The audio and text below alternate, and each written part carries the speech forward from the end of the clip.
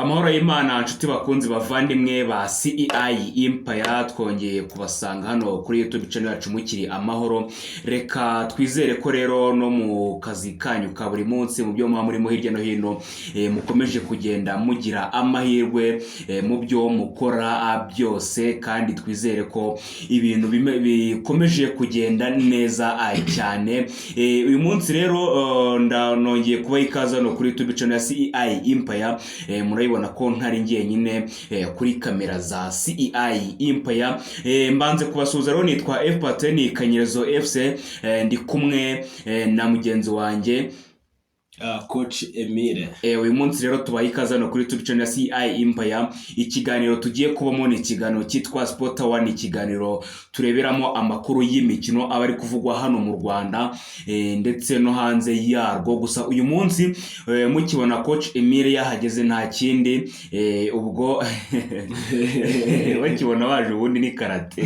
Oya nasenje ni karate wanzo gusa. Oya ni karate bamaze kukumenya benshi kuko oya kuba ndi coach ntabwo bivuze ko coaching ibintu bijyanye n'amashoti gusa. Oya abantu nyine abantu benshi iyo bumvishe ngo Coach Emile yaje nta kindi babaza ko inshuro nyinshi uzano tugiye kwivugira ku bintu bya karate gusa. Ko wenda ngira ngo wende ibindi biganiro bya CEI Empire dukora ntabwo tuba turi kuri televiziyo, abari mu buryo bw'amashuri ko atari yacu kuri televiziyo, nubwo abari twebwe ariko ntabwo tuba tugaragara. Rero ngira ngo akenshi bakubonye kuri televiziyo tuba tugiye kugaruka byanga bikunze kubijyanye na karate. Yes, nubundi nk'ibisanzwe nundi muri karate turaza kugaruka kuri equipe ya nationali iheruka kwitwara neza muri Afrika y'Epfo mu bihugu bya Commonwealth. Umva Amavubi yitwa ntabwo kwiba ikipe ya karate rero ya nationali yabashe kwegukana umudari wa bronze. Niba ari ikipe ya nationali n'umusubwa Amavubi yo muri karate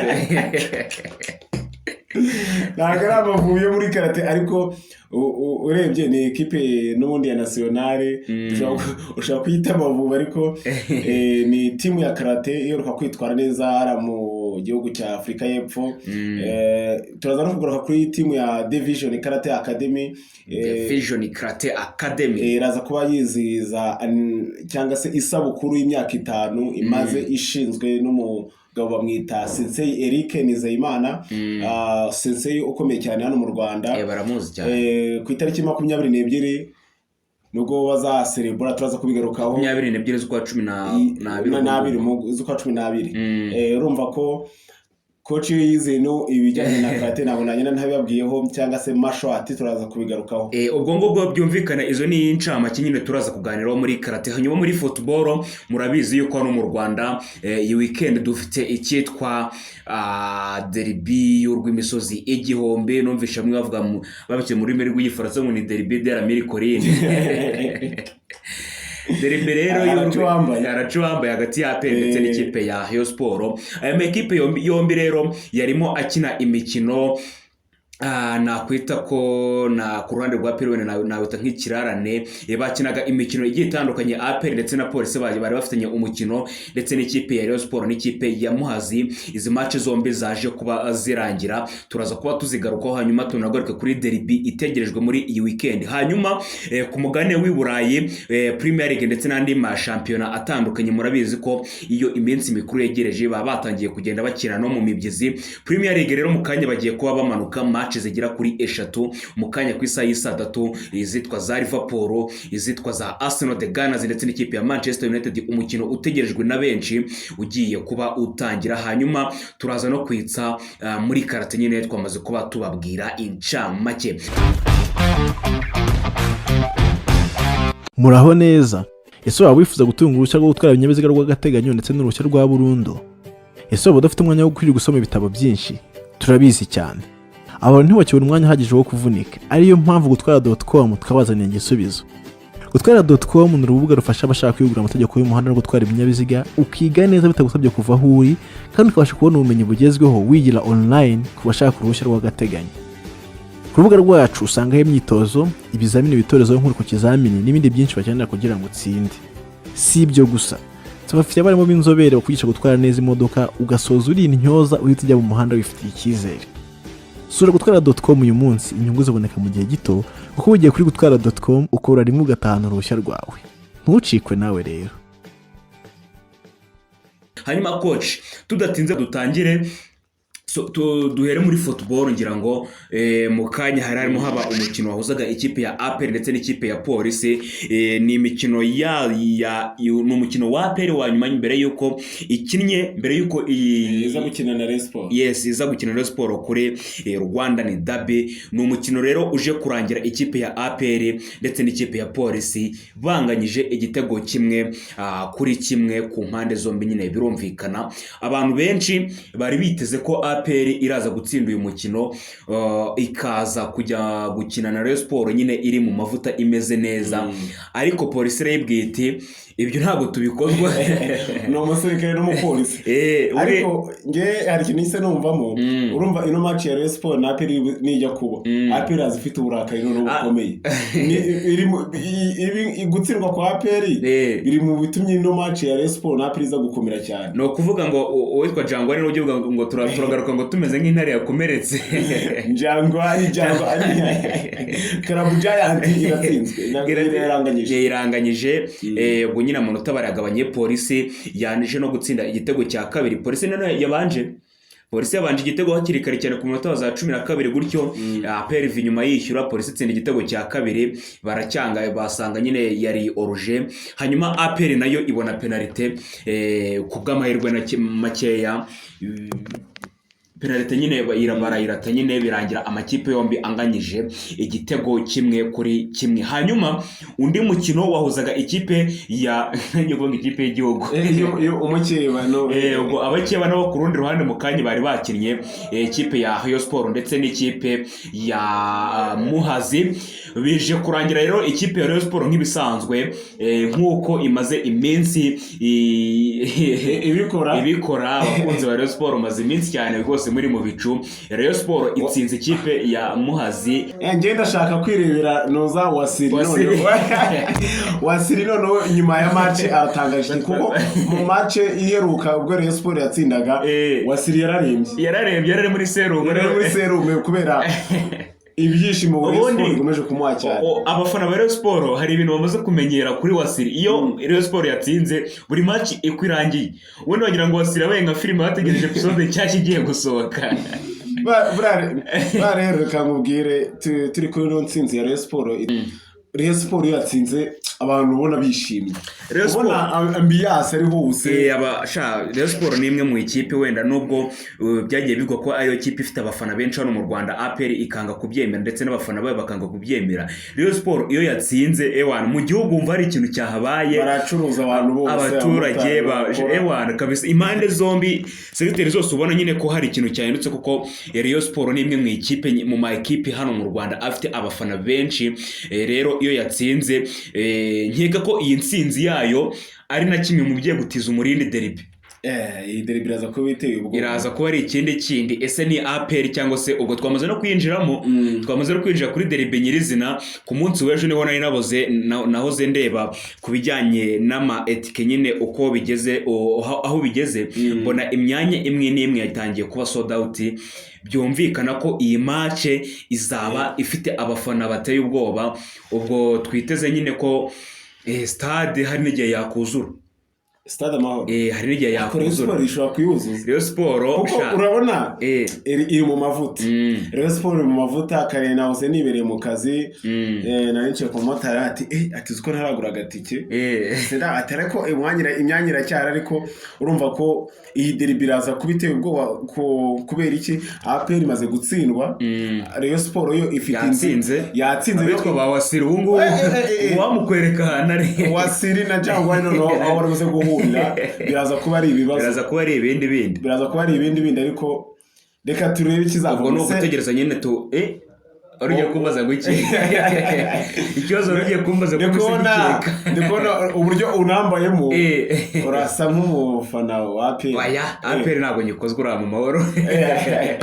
Abanyamakuru ntabwo bajya bakunda gutangaza amakipe bafana, cyane cyane abanyamakuru ba siporo ahari ntabwo bakunze kubigarukaho cyane, ariko nkanjye natamubwira nifanira ufaniye izatsinda niyo uzafana uzatangira gufana no kwira match irangiye aki match nge ndayitegereje. Abareyo bakeneye gutsinda iyi match bitewe n'ahantu bamaze iminsi n'amateka bafitanye na APR, bakeneye gutsinda iyi match. Nkeka ko ari na kimwe mu byabatiza umurindi wo kuba batangira kwikomanga mu gatuza bavuga yuko gutwara igikombe uyu mwaka byaba bishoboka. Hanyuma rero mu Rwanda agira ngo byari ibyo ngibyo, wabanza nkikoza iburayi se gato nkaba update, ubundi tukagaruka no mu Rwanda tujya muri karate. Nta kibazo. Hanyuma ku mugabane w'Iburayi mu kanya agiye gutangira imikino igiye itandukanye. Mu kanya ku isa y'isa 3 n'igice ikipe ya Southampton ndetse n'ikipe ya Chelsea baraba bakina, mu gihe ikipe ya Man City ndetse na Nottingham Forest, Man City itameze neza, imaze Man City byaranze kabisa, ikipe mfana kuva nayikunze kubera yayature nyenyeri, ariko Man City yakoze ibintu byinshi, ejo bundi hari match yari yahuje ikipe ya Liverpool ndetse n'ikipe ya Manchester City. Abonye akantu Pep Guardiola akoze gutya kuri stade, aka kantu hari abantu batagasobanukiwe. Yagize gutya, nuko yazamuye intoki 5 z'ikiganza kimwe arangije anagira gutya. Ibi bintu bisobanuye ko yatwaye Premier League 6 mu myaka 7. Abantu babyumve neza cyane, yatwaye Premier League 6 mu myaka 7. Nuko ngo Pep Guardiola ageze muri Man City hashize imyaka 8. Uno mwaka turimo n'uwa 8. We ahagera bwa mbere abaye uwa 3, nta Premier League yatwaye. Indi myaka yakurikiyeho yaratwaye. Pep yarakoze. Nibyo nandi mungana na mucuti wanjye natwe abantu rero ntabwo dushima. Abantu kugira ngo dushime biragoye. Pep ibaze gukubita imyaka ingahe harya ni 8, imyaka 8 y'uyu ntabwo turabara kuko utararangira. Imyaka 8 atsinda atwara ibikombe. Ariko niba atsinzwe match zingahe? Match zigira muri 5. Gutyo batangiye kuvuza induru. Ariko atansiyo ku bafana ba Man City, bo barakubwira bati niyo yamara isizo yose atsindwa. Pepe ngo baramwizeye cyane, bafite icyizere cyane ko aherutse no kuva i Dubai kongera. Ese Man City urabizi ko kari y'Abarabu? Man City ni y'Abarabu, narizi kari y'Abarabu. Aherutse kuva i Dubai rero kongera amasezerano, bamwongereye umwaka umwe, harimo na option yuko yazongerwaho andi mezi 12, byumvikana ko ari umwaka. Ubwo no gutegerezaho tukaza kureba iyi match ya Man City ndetse n'ikipe ya Nottingham Forest. Liverpool na Newcastle nabo baraza kuba bakina ku isaha y'isa 3 n'igice. Hanyuma ku isaha y'isa 4 n'iminota 40 hari ngira ngo nibwo ikipe ari ingengo y'igihugu, nibwo ikipe ya Arsenal ndetse n'ikipe ya Manchester United umukino w'umunsi baraza kuba bamanuka mu kibuga. Njya mbona ahantu kuri kanari bavuga ngo ni match of the day. Match of the day rero ngo ikipe ya Arsenal ndetse n'ikipe ya Manchester United baraza kuba bakina. Arsenal amakuru ari kujya hanze aravugwa yuko witwa Gabriel Magalhaes n'umudefenseur w'ikipe ya Arsenal ataraza kuba ari kuri uyu mukino, mu gihe Manchester United n'umutoza mushyashya Ruben Amorim araza kuba ameze neza cyane ndetse na match iheruka yarayitsinze. Ubwo no gutegereza tukaza kureba. Arsenal nayo imeze neza, imaze Arsenal kuryana irabagagura nayo yasaziri ku mwanya wa 2. Ngo gutsinda nyine birayiha avantage yo kugumiza gusunika kugira ngo ireko yasatira Liverpool, nubwo yamaze kuba izisigamo amanota atari makeya, amanota agera mu 9 gutyo ntago bari amanota menshi, ntago bari amanota make cyane. Mubajije wo kurikirana ibintu bya football, buriya Man City yaba yaramaze nko kuva muri course y'igikombe? Ntago bikunda. Man City harimo hagati ya Liverpool ubu ngubu tuvugana nta nimwe irakina, harimo amanota 9. Liverpool ngira ngo niba ubyibuka yigeze gusiga Man City amanota 15. Man City yaraje iyakuramo itwara igikombe. Man City mu mikino 38 baba bagomba gukina, ngira ngo bamaze gukina imikino nta na kimwe cya kabiri kiragiramo, kuko nujya kure na phase retour muri make ntago irarangira, nako phase ntago irarangira.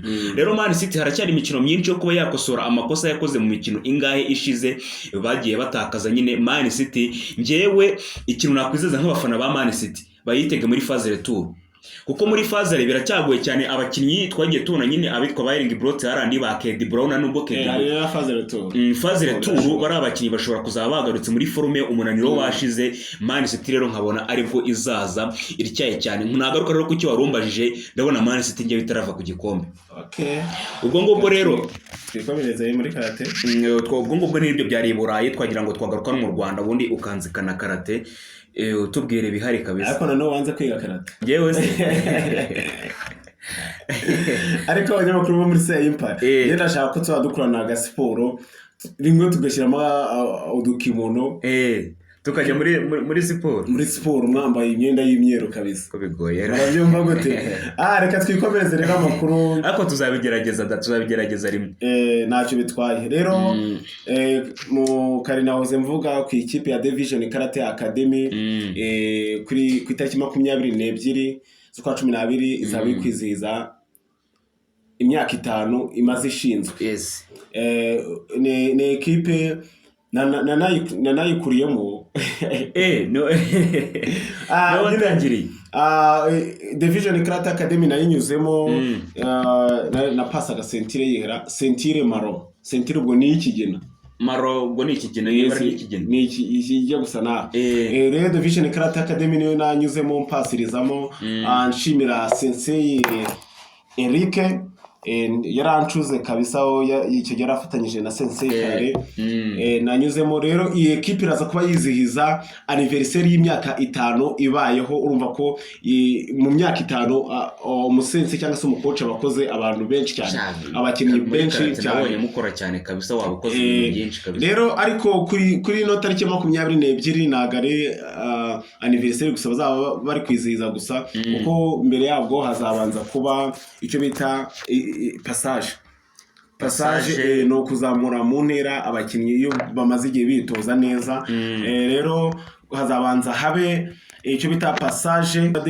bazamura abakinnyi mu ntera kuva kuri sentire y'umuhondo ugera kuri sentire y'ikigina ku bakinnyi bamaze igihe kinini bitoza nibura kugira ngo ukore passage ugomba kuba umaze amezi 6 ukora neza urumva ko uyu mu sensei Eric aba yakoze cyane kugira ngo abana bajye kurya kanoheri bari no kumikandara mishyashya bamwe bazamuye no mu ntera birumvikana bazamuye mu ntera cyane ubwo rero gusa nyuma ya passage hazahita hakurikiraho n'amarushanwa urumva ni ikirori gikomeye cyane hazahita hakurikiraho n'amarushanwa ari interno muri club yabo abakinnyi ubwo bagende bahura ubwabo harimo komite cyangwa se fighting hakabamo na kata cyangwa se nyine biyerekana urumva na marushanwa azaba abakomeye kuko iyi equipe imaze kuba yagira amabranche arenga nka na 3 ndumva ari 3 mu gihugu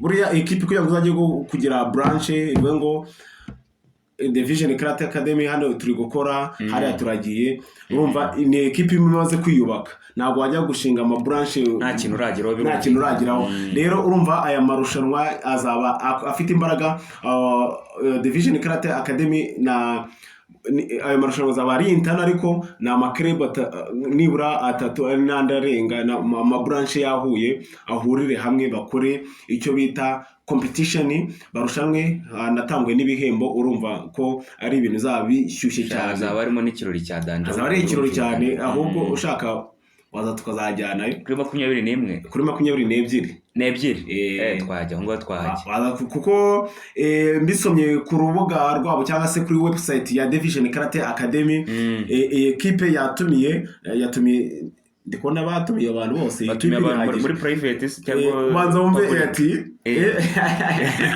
reka no kugutumira ariko urumva nje nzaba ndiyo ntabwo nabura kuko nanjye nayikurime equipe urumva nawe nakwishyurira agatike tukagenda ariko ase bundi iso gufata akamoto se hano hirya cyangwa se boss akanadutwara ni hano hirya urumva ko bizaba bishyushye cyane batiki rero bati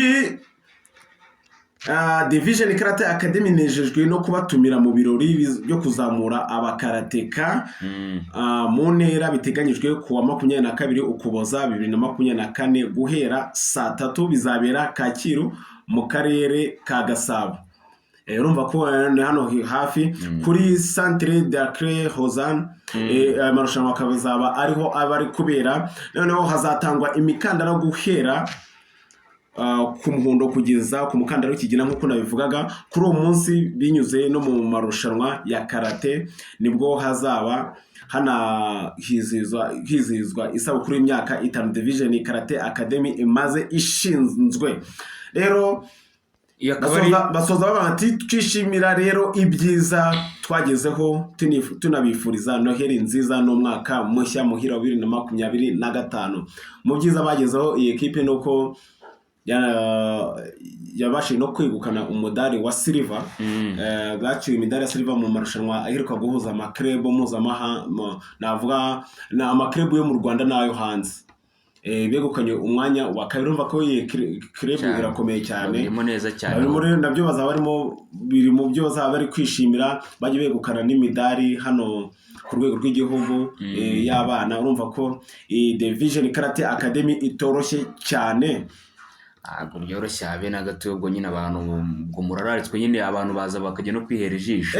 Biba biryoshye kuko urumva bazaba barimo ku meeting uko nakubwiye fighting, abana barimo banakora n'amakata. Biba biryoshye urugiye kumbwira biba biryoshye kuko ngiye ahantu nshingira mvuga ko biba biryoshye.